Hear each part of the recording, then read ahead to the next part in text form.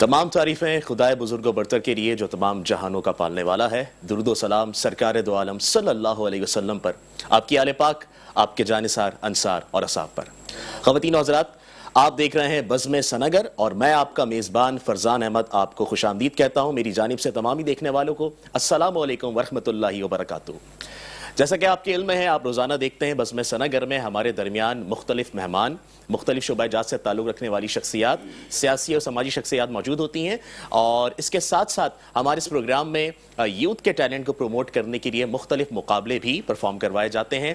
تو آج ہمارے درمیان میں سب سے پہلے تعارف کروانا چاہوں گا جنرل سیکریٹری العابد ایجوکیشنل سوسائٹی اور آل سینٹ پرائیویٹ اسکول ایجوکیشن ہمارے درمیان موجود ہیں سر محمد سلیم۔ السلام علیکم سر، کیسے ہیں سر؟ خیریت سے ہیں؟ اللہ کا شکر جی، بہت شکریہ آپ کی تشریف آوری کا۔ اور ان کے ساتھ ہی ہمارے درمیان موجود ہیں جن کو آپ روزانہ ہی تقریباً ہمارے پروگرام میں دیکھتے ہیں، مستقل حصہ ہوتے ہیں، اور ایک مشہور مذہبی شخصیت پروفیسر مفتی محمد زاہد اسلم صاحب۔ السلام علیکم ورحمۃ اللہ۔ وعلیکم السلام۔ کیسے ہیں سر؟ خیریت سے ہیں؟ اللہ کا بڑا کرم ہے۔ بہت خوش آمدید کہتے ہیں آپ کو ایک بار پھر اس شو میں۔ بہت شکریہ۔ اور میرے دائیں جانب موجود ہیں دو ناخواں، میں متعارف کروانا چاہوں گا سیدہ امامہ، السلام علیکم ورحمۃ اللہ، کیسی ہیں آپ؟ خیریت سے ہیں؟ اور ان کے ساتھ ہی موجود ہیں سیدہ ام ہانی، السلام علیکم ورحمۃ اللہ۔ تو میں چاہوں گا کہ پروگرام کا آغاز ایک خوبصورت سے کلام سے ہو، تو میں گزارش کروں گا سیدہ ام ہانی سے کہ آپ کلام پیش کریں۔ میری جانب بھی ہو ایک نگاہ کرم، اے رسول خدا خاتم الانبیاء، آپ نور ازل، آپ شمع حرم، آپ شمس الضحیٰ، خاتم الانبیاء، اے جمیل الشم، اے امام الامم، آپ ہیں صاحب جود و ابر کرم، ہستی ہے محترم، قبلۂ محترم، اے رسول خدا خاتم الانبیاء۔ بہت خوب، بہت خوب، ماشاءاللہ، سبحان اللہ۔ اور یہ تھیں سیدہ امامہ جو ایک ام ہانی جو کہ کلام پیش کر رہی تھیں، ہماری سماعتوں کے قلوب و اذان کو روشن فرما رہی تھیں۔ میں آؤں گا مفتی صاحب کی طرف، مفتی زاہد اسلم صاحب۔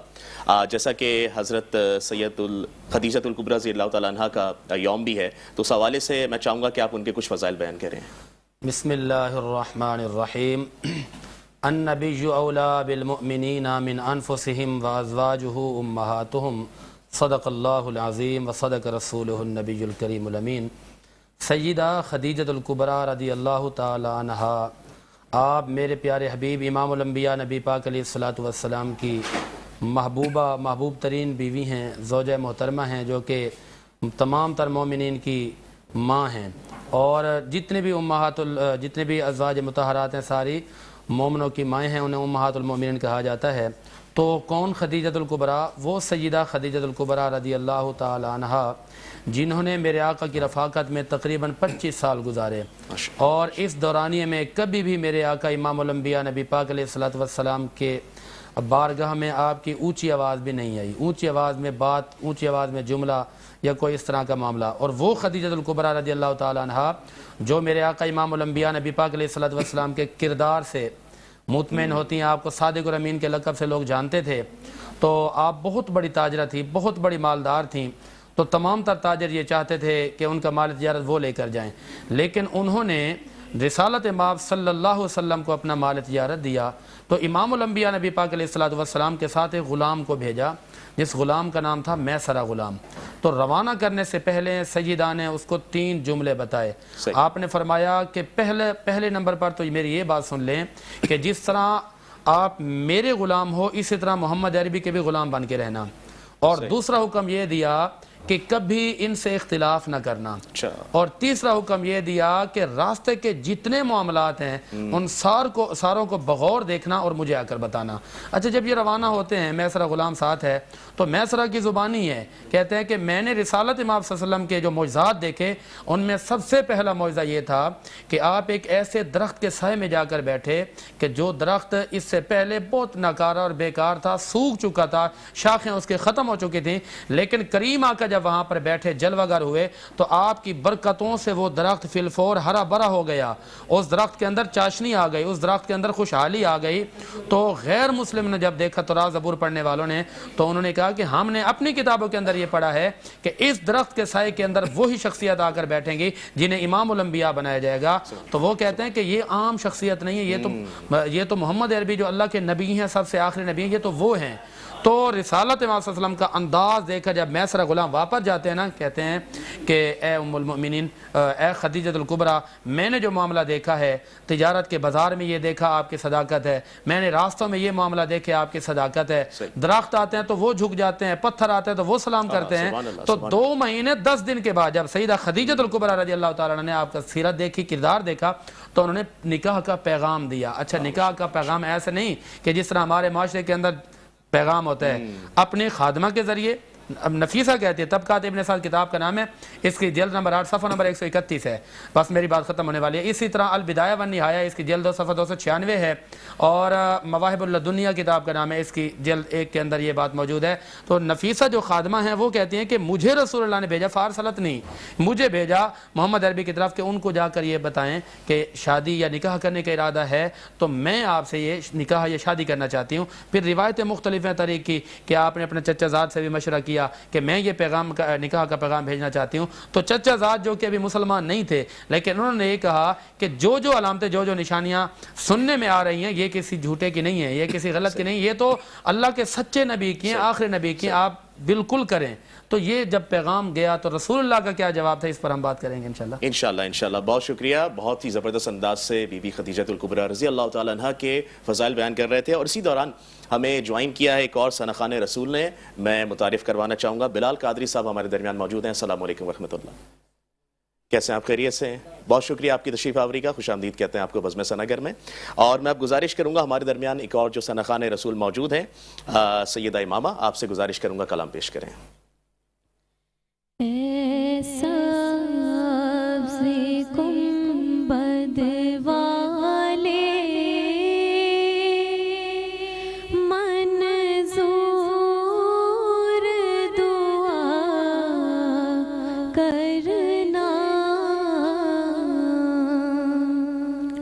جب وقت نزا آئے آقا دیدار عطا کرنا،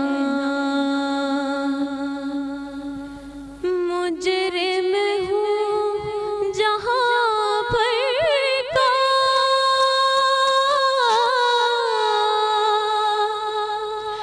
محشر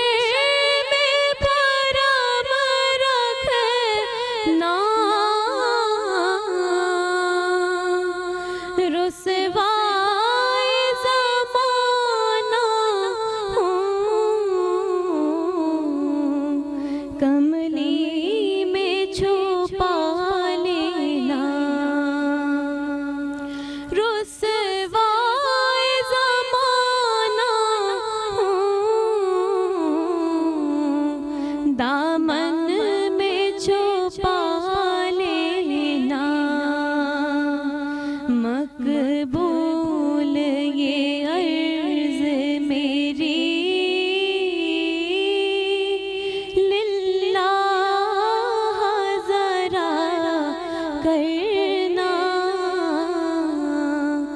جب وقت نزا آئے آقا دیدار عطا کرنا۔ سبحان اللہ، بہت بہت شکریہ. اے سبز گنبد والے منظور دعا کرنا. اور اسی خیال کے ساتھ میں بڑھوں گا آج کے ہمارے جو پہلے گیسٹ ہیں ان کی جانب. سر سلیم ہمارے درمیان اکثر موجود ہوتے ہیں, اور آج سر سلیم میں آپ سے جاننا چاہوں گا کہ جس طرح دنیا بہت تیزی کے ساتھ آگے بڑھ رہی ہے تو تعلیم کے شعبے میں بھی جو ٹیکنالوجی ہے اس کا ایک بہت بڑا کردار ہے. تو آپ کیا سمجھتے ہیں کہ جو آرٹیفیشل انٹیلیجنس ہے جو بچوں میں بہت مقبول ہو رہی ہے, میں دیکھ رہا ہوں اور بڑا انٹرسٹ لے رہے ہیں اس میں, اس کو جاننے میں بھی, کیا کہیں گے اس بارے میں کہ بچوں کی تربیت میں اور بچوں کو سیکھنے میں کس طرح سے مدد کرے گی یہ؟ بسم اللہ الرحمن الرحیم. بہت اچھا پوائنٹ فرزان آپ نے اٹھایا ہے کہ ہم جیسے جیسے ٹیکنالوجی اور جدت کی طرف جا رہے ہیں لیکن اس کے ساتھ ساتھ ہمارا معاشرہ پستی کی طرف بھی بڑی تیزی کے ساتھ جا رہا ہے.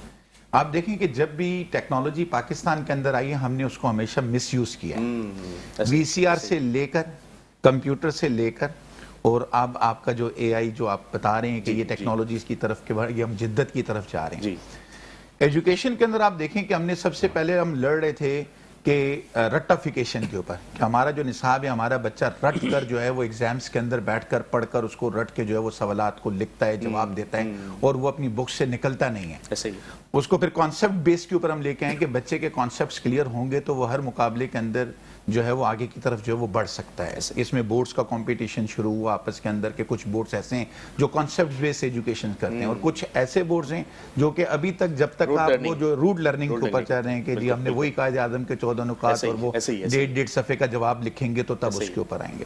اب جو آپ کی اے آئی سسٹم جو آپ کا آیا ہے اس کے اندر آپ تو بچے کو اور زیادہ معذور کرنے کی طرف لے کے جا رہے ہیں کہ بچہ جو ہے نہ اب وہ رٹنے کی طرف جا رہے ہیں نہ اب وہ کانسیپٹ بیس کی طرف جا رہے ہیں بلکہ اب اس کو ایک بنی بنائی چیز مل رہی ہے کہ جو میں سوچوں گا جو اس کو میں دوں گا تو میں یہ مجھے بنا بنائی ایک چیز جو وہ دے دے گی. ایسے ہی اسائنمنٹ ملتا ہے تو اس کو کاپی کر لیتے ہیں. اور ایسی ویب سائٹ آ گئی ہیں کہ وہ پھر پلیرزم بھی نہیں آتا اس کے اندر. ایگزیکٹلی بالکل جو ہے کہ آپ لیکن اب یہ دیکھیں کہ اس کو بنانے والا کون ہے, گورا. پھر اس کے بعد جو اس کو سیکنڈ کر رہا ہے وہ آپ جس کو کہتے ہیں کہ جی ہندوستان ہمارا مد مقابل ہے تو آپ کو ہندوستان کے لوگ ہی زیادہ تر اس کے اندر جو ملیں گے تو وہ ہندی الفاظ کا یعنی کہ بچہ اپنا اسائنمنٹ تیار کرتا ہے وہ یہ نہیں دیکھتا کہ اس کے اندر کئی لفظ ہندی کے اور کئی لفظ جو ہیں وہ انگریز نے اپنی اس کے اندر سے جو وہ دیے ہیں وہ وہی اسائنمنٹ اٹھا کے جو ہے وہ اپنے پروفیسر کو اپنی یونیورسٹی کے اندر اپنی جگہوں کے اوپر جو وہ دے دیتا ہے. تو ہم ٹیکنالوجیز کے اندر دیکھیں ہم جس سطح کے اوپر جا رہے ہیں ہر بندے نے جو ہے نا میں سوری ٹو سے یہ کہوں گا کہ ہر بندے نے اپنی ایک دکان جو ہے وہ بنا لی ہے. ٹھیک ہے کہ ہم ٹیکنالوجی کی جدت کے لیے یوتھ کے لیے یہ کام کر رہے ہیں یوتھ کے لیے وہ کام کر رہے ہیں. پورے سندھ کے اندر کراچی کے اندر تقریباً 3,500 کے قریب آپ کے ٹیکنیکل انسٹیٹیوٹس جو ہے وہ موجود ہیں.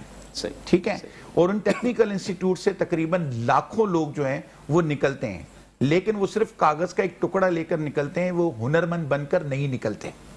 ٹھیک ہے کہ آپ کہیں جتنے پولی ٹیکنک آپ کے مونو ٹیکنک انسٹیٹیوٹس ہیں وہاں پہ آپ دنیا بھر کے اندر چلے جائیں جب مونو ٹیکنک انسٹیٹیوٹ یا پولی ٹیکنک انسٹیٹیوٹ سے جب بچہ نکلتا ہے تو وہ باقاعدہ طور کے اوپر ہنرمند بن کے نکلتا ہے اور ہنرمند بننے کے بعد انڈسٹری ان کی بالکل ریڈی بیٹھی ہوئی ہوتی ہے کہ وہ ان کو جو ہے وہ اپنی یعنی کہ معاشیت کے اندر جو ہے وہ ان کے لیے وہ یوتھ جو ہے وہ پہیہ جو ہے وہ ثابت ہوتی ہے. لیکن آپ دیکھیں کہ آپ کا ایشیا کا سب سے بڑا college government college of technology جہاں سے تقریباً 3,500 بچہ ہر سال جو وہ نکلتا ہے 4 سال کا 3 سال کا ڈپلوما کر کے نکلتا ہے لیکن وہ صرف ایک کاغذ کا ٹکڑا لے کے نکلتا ہے. اس کے پاس ٹیکنالوجی اور نام کی کسی چیز کی کوئی چیز نہیں ہوتی. وہ 4 سال 5 سال تک صرف نوکریوں کے لیے در بدر. اور اسی کے کمپیریٹیولی کراچی کے اندر ہی آپ کا ایک ٹیکنیکل انسٹیٹیوٹ ہے جس کو آپ کہتے ہیں پاک سوئس ٹریننگ سینٹر. جی بالکل ٹھیک ہے وہ آپ کا Pakistan council of scientific and digital research کے تحت چلتا ہے.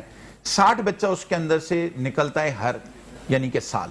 لیکن وہ 60 بچے کو لینے کے لیے آپ کے پاکستان کی تقریباً 300 انڈسٹری جو ہے وہ بالکل تیار بیٹھی ہوئی ہوتی ہے تو وہ اس کو جو لینے کے لیے آتی ہیں. تو جو لوگ اپنے صرف ایک مخصوص دائرہ کار کے اندر رہ کر کام کر رہے ہیں آپ کی این جی اوز آ گئی ہیں جناب وہ آپ کی کمپیوٹرز اور اس کے کورس کروا رہی ہیں. گورنر ہاؤس کے اندر اتنا بڑا جو ہے وہ ایک آپ کا جو ہے وہ آئی ٹی سینٹر لیول جو ہے وہ بنا ہوا ہے. لیکن یہ مسئلے کا حل نہیں ہے.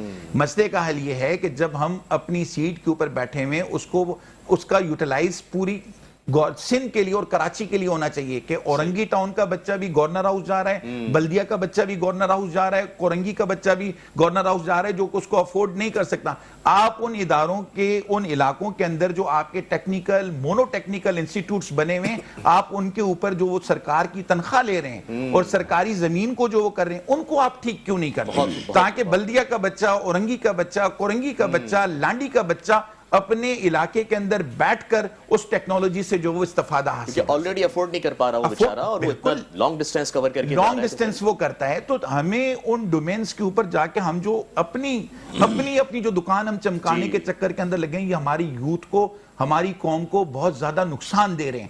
ہم یوتھ کے لیے یہ پروجیکٹ لے کر آ رہے ہیں، ہم یوتھ کو لونز دے رہے ہیں. بھائی آپ کیوں بیکاری بنا رہے ہیں؟ آپ نے جگہ جگہ کے اوپر اس مسئلے کا حل نکالیں. دیکھیں اسٹیٹ کا کیا کام ہوتا ہے، آپ دنیا بھر کے اندر چلے جائیں.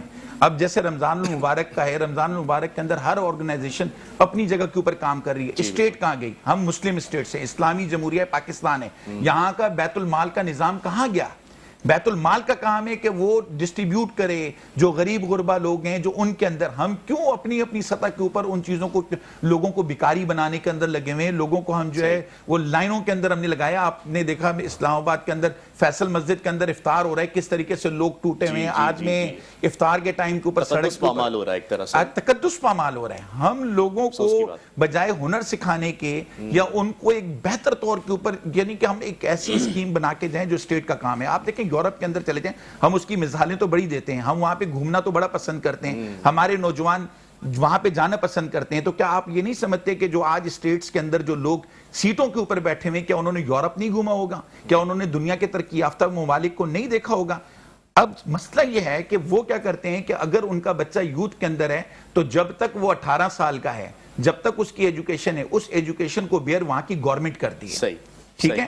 اگر وہ اولڈ ایج کے اوپر چلا جاتا ہے تو اس اولڈ ایج کے اندر بھی اس کا فنڈ جو ہے وہ وہاں کی گورنمنٹ بیئر کرتی ہے. ادھر جا کے این جی اوز کے اندر وہ بچہ یا ان کے لیے کوئی وہ اناؤنسمنٹ نہیں کرتے کہ یہ آپ کے لیے یوتھ پروگرام ہے، ہم آپ کو 5,000 دے رہے ہیں، ہم آپ کو 25,000 دے رہے ہیں، ہم آپ کے لیے یہ آئی ٹی کا کورس اناؤنس کر رہے ہیں، ہم آپ کے لیے ٹیکنیکل کورس کر رہے ہیں. پھر وہ بچہ 18 سال کے بعد جب فیلڈ کے اندر اپنی نوکری کے اندر آتا ہے تو وہی گورنمنٹ اس کی سیلری کے اندر سے وہ سیلری ڈیڈکٹ کر کے جو اس نے اس کے اوپر خرچ کی ہوئی ہوتی ہے وہ اس سے وصول کرنا شروع کر دیتی ہیں. اور اسی طریقے سے جب وہ 50 سے ابو کے اندر جاتا ہے، کیوں ہمارے یہاں پر یہ اولڈ ایج ہاؤسز بنے ہوئے؟ یہ سرکار کا کام ہے کہ اس کو جا کے یہ کارڈ مارڈ کی ضرورت نہ ہو. جیسے ہی وہ 50 کراس کرے تو اس کی پینشنز اور اس کے شناختی کارڈ کے اوپر اس کو رقم جو ہے وہ ملنا شروع ہو جائے. تو یہ ہمارے یہاں پہ بہت بڑا جو ہے وہ سیٹ بیک ہے. اس کے اوپر ہمیں جو ہے وہ کام کرنے کی ضرورت ہے. ہم نے جس طریقے سے وی سی آر کے اوپر فلمیں دیکھنا شروع کی، پھر اس کے بعد جو ہے ہم نے جب کمپیوٹر آیا تو ہم نے وہ 3 گھنٹوں کے لیے جو ہے وہ شاپس کر دی، اور اس کے بعد ہم نے، اور اب ہم کمپیوٹر کا بھی وہی حال کر رہے ہیں، اپنے موبائل فونز کا، اور اے آئی کا بھی یہی استعمال کریں گے. ٹھیک ہے. تو ہمیں چیزوں کا صحیح استعمال کرنے کی ضرورت ہے. سر سلیم کا کہنا بہت ہی خوبصورت انداز سے آپ نے سنا. اور اب پروگرام میں وقت ہوا ہے چھوٹے سے بریک کا. بریک کے بعد حاضر ہوں گے، کہیں مت جائیے گا. بزم سناگر میں آپ کا انتظار رہے گا. پروگرام بزم سناگر میں ایک بار پھر آپ کو خوش آمدید کہتے ہیں. اور بریک کے دوران ہمیں جوائن کیا ہے 2 سناخان رسول نے. میں متعارف کروانا چاہوں گا. ہمارے درمیان تشریف لا چکے ہیں محترم عبید اللہ کمال صاحب. السلام علیکم ورحمۃ اللہ وبرکاتہ. السلام ورحمۃ اللہ وبرکاتہ. کیسے مزاج ہیں آپ کے؟ خیریت سے ہیں؟ بہت شکریہ آپ کی تشریف آوری کا. خوش آمدید کہتے ہیں آپ کو بزم سناگر میں. اور ان کے ساتھ ہی موجود ہیں سید محمد ریحان قادری صاحب. السلام علیکم ورحمۃ اللہ وبرکاتہ. وعلیکم السلام ورحمۃ اللہ وبرکاتہ. کیسے آپ؟ خیریت سے ہیں؟ الحمدللہ. بہت شکریہ آپ کی تشریف آوری کا. اور ان کے ساتھ ہی ہمارے درمیان تشریف لائے ہیں مذہبی شخصیت مفتی شاہد صاحب. السلام علیکم ورحمۃ اللہ وبرکاتہ. وعلیکم السلام ورحمۃ اللہ. مفتی صاحب کیسے ہیں؟ خیریت سے؟ اللہ کا بڑا کرم. بہت شکریہ آپ کی تشریف آوری کا. بزم سناگر میں آپ کو خوش آمدید کہتے ہیں. اور وقت ہوا ہے اس وقت نعتیہ مقابلے کا. اور نعتیہ مقابلے میں ہمارے درمیان 3 کنٹیسٹنٹ موجود ہیں. سب سے پہلے میں گزارش کروں گا عثمان فیاض سے، بیٹا نعتیہ کلام پیش کریں. وہ شہر محبت جہاں مصطفیٰ ہے، وہیں گھر بنانے کو جی چاہتا ہے. وہ شہر محبت جہاں مصطفیٰ ہے، وہیں گھر بنانے کو جی چاہتا ہے. وہ سونے سے کنکر، وہ چاندی سی مٹی، نظر میں بسانے کو جی چاہتا ہے. جہاد محبت کی آواز گونجی، کہا حنظلہ نے یہ دلہن سے اپنی جہاد محبت کی آواز گونجی، کہا حنظلہ نے یہ دلہن سے اپنی اجازت اگر دو تو جام شہادت لبوں سے لگانے کو جی چاہتا ہے، اجازت اگر دو تو جام شہادت لبوں سے لگانے کو جی چاہتا ہے۔ اور مقابلے کے دوسرے کنٹیسٹنٹ کو میں دعوت دوں گا، مدثر بختیار، آئیے اور نعتیہ کلام پیش کریں۔ صلی علی سیدنا وصلی اللہ علیہ وسلم۔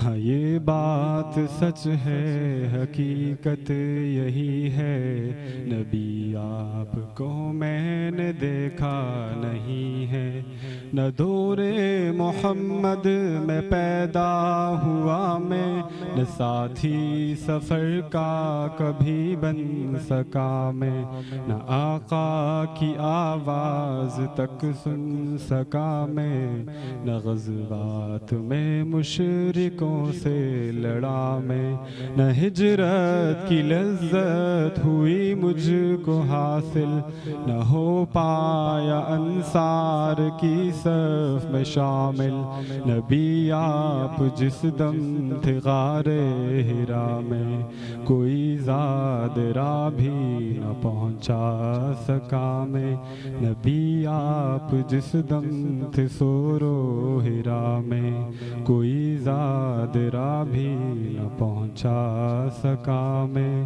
مگر سچ ہے یہ بھی قسم ہے خدا کی، محبت مجھے آپ سے ہے نبی جی، صلی علی سیدنا وصلی اللہ علیہ وسلم۔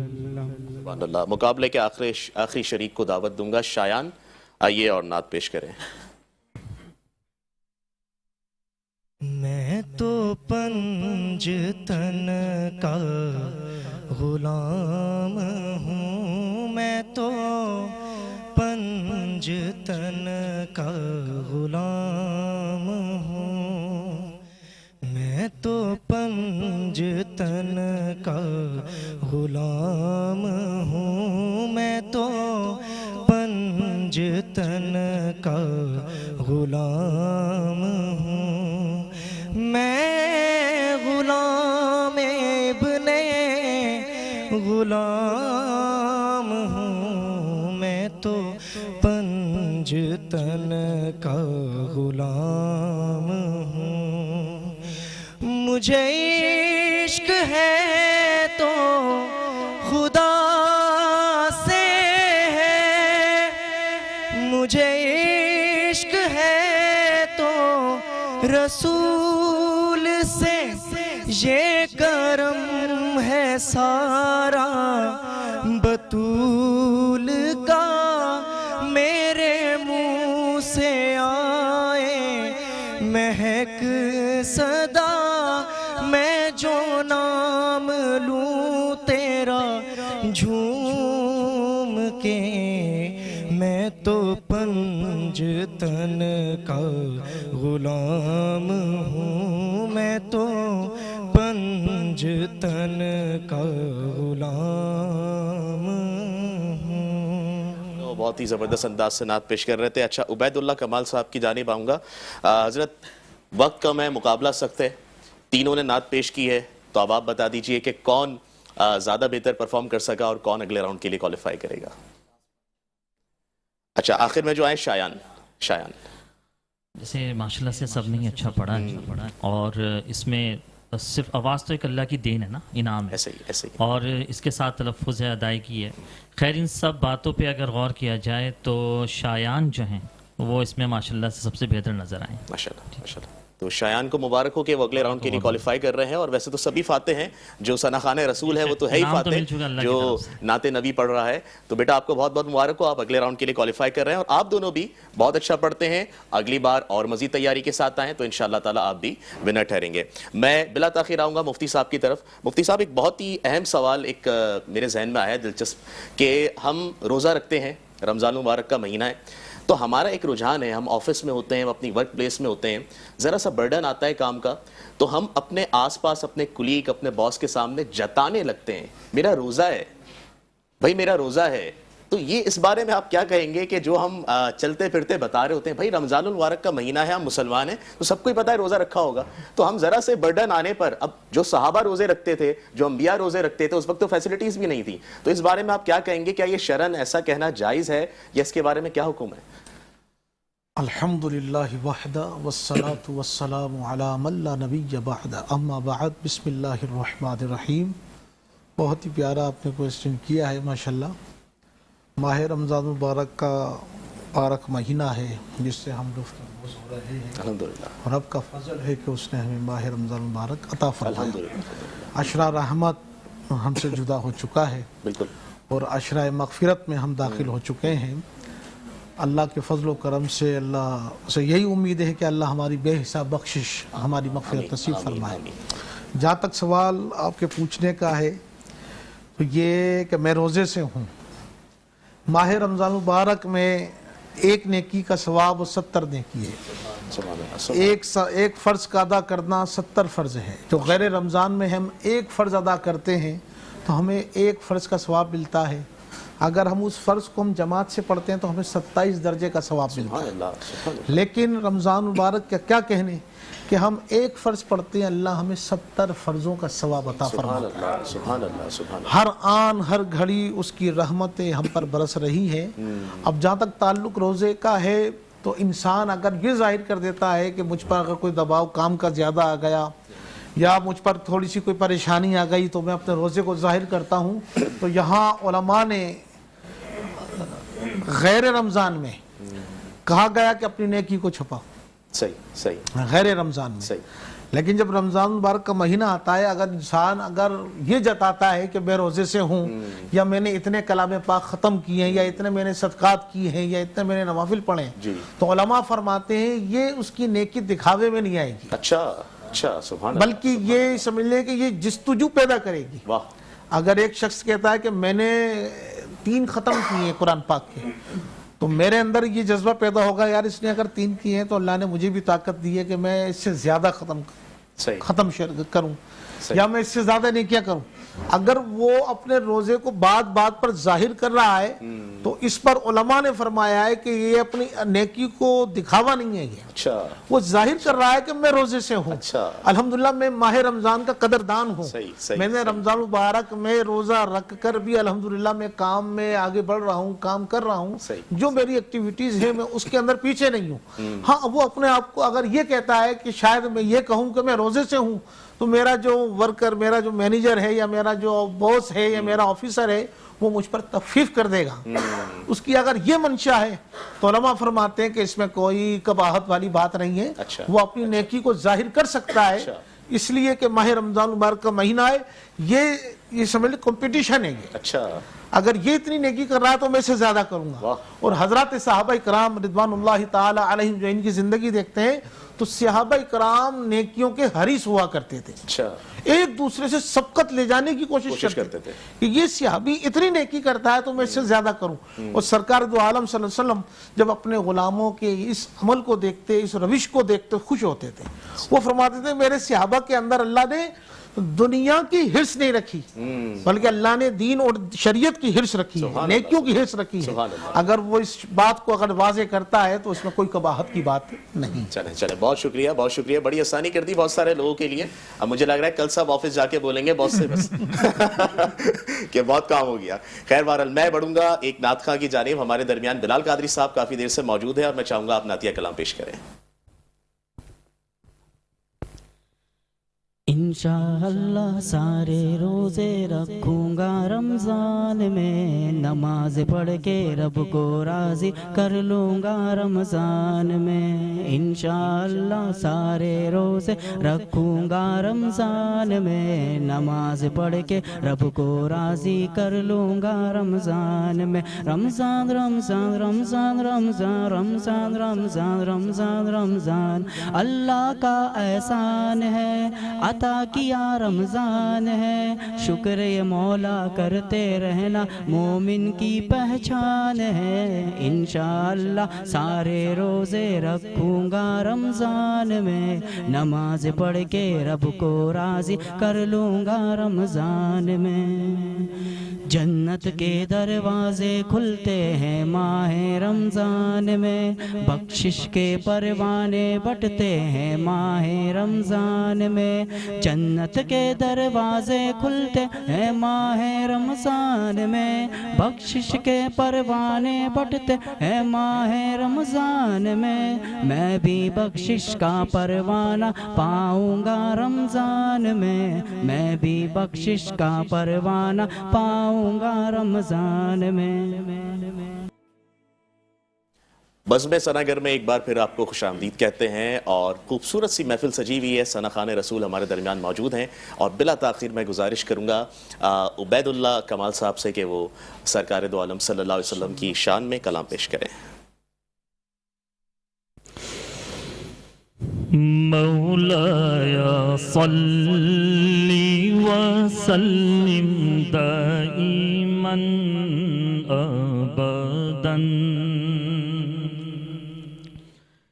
مولایا صلی وسلم دائما ابدا علی حبیبک خیر الخلق کلہم، محمد سید الکونین والثقلین، محمد سید الکونین والثقلین والفریقین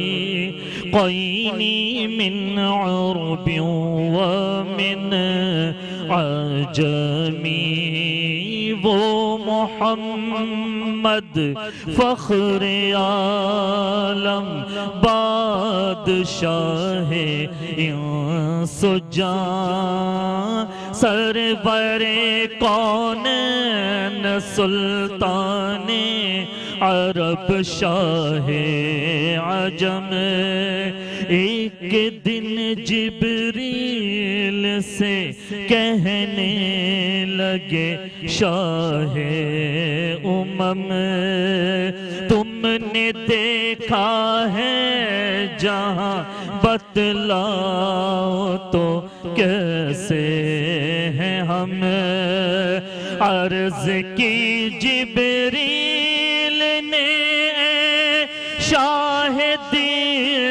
محترم، آپ کا کوئی مماثل ہی نہیں رب کی قسم، نہ کوئی آپ جیسا تھا نہ کوئی آپ جیسا ہے، کوئی یوسف سے پوچھے مصطفیٰ کا حسن کیسا ہے، زمین و آسمان میں کوئی بھی مثال ہی نہیں، مولایا صلی وسلم دائما ابدا۔ ماشاءاللہ ماشاءاللہ، کیا ہی خوبصورت انداز ہے، اور میں چاہوں گا دو اشعار ریحان قادری صاحب خوبصورت انداز سے نعتیہ کلام کے پیش کر دیں جو فرمائش ہے۔ سیر گلشن کون طیبہ چھوڑ کر سیر گلشن کون دیکھے دشت طیبہ چھوڑ کر سیر گلشن کون دیکھے دشت طیبہ چھوڑ کر سوئے جنت کون جائے در تمہارا چھوڑ کر سوئے جنت کون جائے در تمہارا چھوڑ کر مر ہی جاؤں میں اگر اس در سے جاؤں دو قدم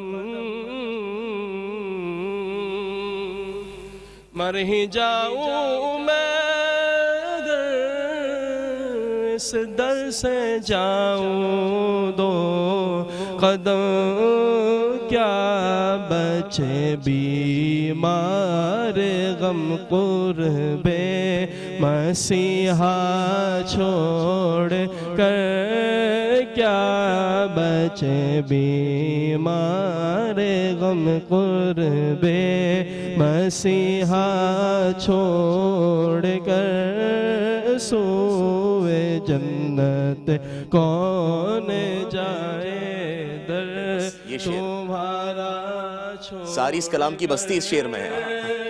مر کے جیتے ہیں جو ان کے در پہ جاتے ہیں حسن مر کے جیتے ہیں جو ان کے در پہ جاتے ہیں حسن اور جی کے مرتے ہیں جو آتے ہیں مدینہ چھوڑ کر سوئے جنت کون جائے. سبحان اللہ.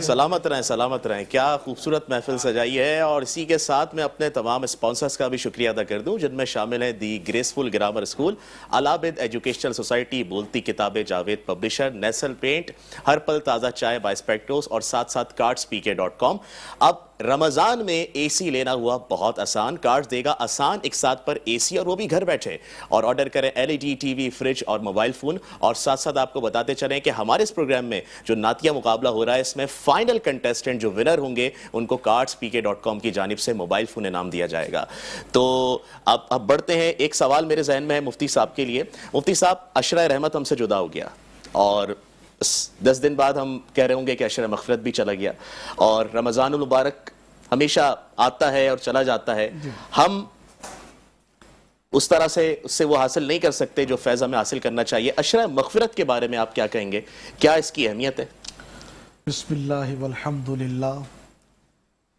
عشرہ مغفرت نبی کریم صلی اللہ علیہ وسلم نے جب اپنے اصحاب کو تینوں عشروں کے متعلق فرمایا الگ الگ موقع پر، حضور علیہ السلام نے فرمایا اے میرے غلاموں، رمضان المبارک کا پہلا عشرہ عشرہ رحمت ہے. صحابہ اکرام رضوان اللہ تعالی علیہ اجمعین نے عرض کیا رسول اللہ صلی اللہ علیہ وسلم، اللہ کے رحمت تو عام ہے. اللہ کی رحمت رمضان ہو یا غیر رمضان ہو، اللہ کی رحمت برستی ہے. جو کلمہ حق بلند کرتا ہے اللہ اپنی رحمت میں اس کو چھپا لیتا ہے. تو نبی کریم صلی اللہ تعالی علیہ وآلہ وسلم نے ماہ رمضان المبارک کی فضیلت کو بیان کرتے ہوئے اللہ نے فرمایا کہ سال کے 11 مہینے ایک طرف اور ماہ رمضان المبارک کا ایک مہینہ ایک طرف. جو سال 11 مہینے اللہ تبارک و تعالی اپنی رحمت انسانوں پر، اپنے مومن مسلمانوں پر برساتا ہے، ہر نیکی پر اللہ رحمت عطا فرماتا ہے. تو حضور فرماتے ہیں میرے غلاموں، ماہ رمضان المبارک کا ایک دن سال کے 11 مہینے میں جو رحمت اللہ کی تقسیم ہو رہی ہے، साल की 11 महीने की रहमतें एक तरफ है, रमजान मुबारक के एक रोजे की रहमत जो बट रही है वो मुकाबला नहीं कर सकती। सुभान अल्लाह, सुभान अल्लाह। तो साहबा कराम की ने जब हुजूर अलैहिस्सलातु वस्सलाम का ये फरमान सुना तो वो खुशी से खिल गए कि या रसूलल्लाह, अल्लाह का हम पर इतना इनाम है, इतना करम है। साबका उम्मतों में भी रमजान के रोजे फर्ज किए गए थे, लेकिन उन रोजों की जो कंडीशन थी वो हमारे रोजे की तरह नहीं थी। किसी का रोजा 24 घंटे का होता था, किसी का रोजा आधे दिन का हुआ करता था, और किसी का रोजा एक दिन रोजा होता था, दूसरे दिन इफ्तार होता था। लेकिन करीम आका सल्लल्लाहु ताला अलैहि वसल्लम की उम्मत पर अल्लाह का फजल ऐसा हुआ कि अल्लाह तबारक व ताला ने हमें गुरूब आफताब से लेकर तुलू आफताब से लेकर गुरूब आफताब तब का रोजा हमें अता फरमाया और रहमत के मुतालिक बताया। आगे फरमाया इसका दरमियानी जो अशरा है वो मगफिरत है। अल्लाह तबारक व ताला जो साल में जितने बंदों की बख्शिश करता है, माह रमजान मुबारक के दूसरे अशरे का एक दिन में जितनी अल्लाह बख्शिश फरमाता है, साल के 11 महीनों में इतनी बख्शिश नहीं फरमाता। आगे करीम आका अलैहिस्सलातु वस्सलाम ने फरमाया जब अशराए रहमत और मगफिरत गुजर जाता है तो अशराए जहन्नम से आजादी का सिलसिला होता है। पूरे साल में अल्लाह जितने बंदों को जहन्नम से आजाद करता है, एक दिन में अल्लाह ताला इससे 70 गुना जहन्नम से आजाद फरमाता है। बस वक्त बहुत कम है और हमारे प्रोग्राम का वक्त इख्तिताम को पहुंचा। आपका बहुत शुक्रिया, तमाम मेहमानों का बहुत शुक्रिया कि इन्होंने खूबसूरत बज़्म को सजाने में अपना किरदार अदा किया। कल आपसे फिर 11 बजे मुलाकात होगी बज़्म सनागर में, देखना मत भूलिएगा। मेज़बान फरजान अहमद को इजाज़त दीजिए। अस्सलामु अलैकुम वरहमतुल्लाहि वबरकातुहू।